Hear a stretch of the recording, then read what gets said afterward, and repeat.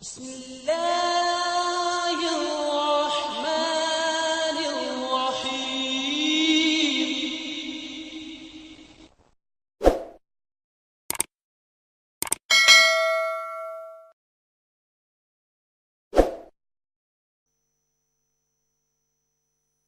اسلام سے نہ بھاگو،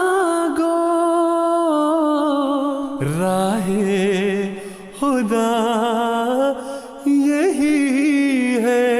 اے سونے والو جاگو، شمس الضحیٰ یہی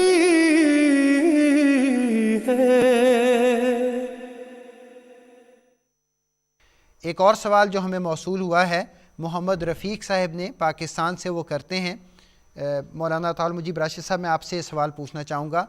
وہ یہ پوچھنا چاہتے ہیں کہ کیا قرآن میں لفظ احمد آیا ہے اور اس سے کون مراد ہے؟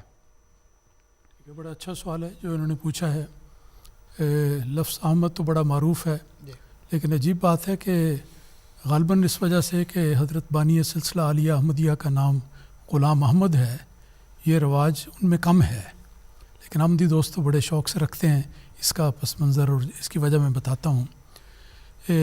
ذرا سا پہلے بات چلتی ہے کہ بائبل میں، انجیل میں حضرت عیسیٰ علیہ السلام کا ذکر آتا ہے، اور انہوں نے اپنے بعد آنے والے ایک رسول کی بشارت دی تھی، اور انجیل میں ذکر ہے، اور انگریزی کے الفاظ اگر ان کے ایسے ترجمے کے دیے جائیں کہ میں تم سے I want to say so many things to you, but you cannot follow all of them. But when the Spirit of truth will come, He will guide you to the whole of the truth. تو یہ انہوں نے کہا ہے کہ میں تم سے بہت ساری باتیں کرنا چاہتا ہوں، لیکن تمہیں ان کی برداشت نہیں اس وقت، اپنے حواریوں کو کہہ رہے ہیں۔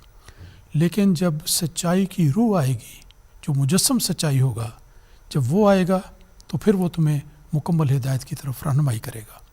یہ حضرت عیسیٰ علیہ السلام کی بیان فرمودہ ایک پیشگوئی ہے جو دراصل ہمارے آقا و مولا حضرت محمد رسول اللہ صلی اللہ علیہ وسلم پر سچی ثابت ہوتی ہے، اور اس پیشگوئی کا ذکر دوسرے لفظوں میں قرآن مجید میں بھی آتا ہے۔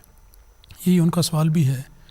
حضرت عیسیٰ علیہ السلام کے حوالے سے اللہ تعالیٰ فرماتا ہے وہ مبشرم برسول یاتی من بعد اسمہ احمد، کہ میرے بعد میں تمہیں بشارت دیتا ہوں کہ ایک اور بھی رسول عظیم الشان آنے والا ہے۔ عظیم الشان رسول کی پیشگوئی ہے، اور اس کا نام احمد بیان کیا گیا۔ تو گویا سیدھی سیدھی بات ہے کہ احمد کا لفظ قرآن مجید میں بھی ہے، اور یہ رسول اکرم صلی اللہ علیہ وسلم کے دو ناموں میں سے ایک نام ہے جس کا ذکر حضرت عیسیٰ علیہ السلام نے فرمایا، اور حمد کے روٹ سے ہی ہیں دونوں لفظ، احمد بھی محمد بھی، تو دونوں نام رسول پاک صلی اللہ علیہ وسلم کے ہیں، اور قرآن مجید میں اس کا ذکر آتا ہے۔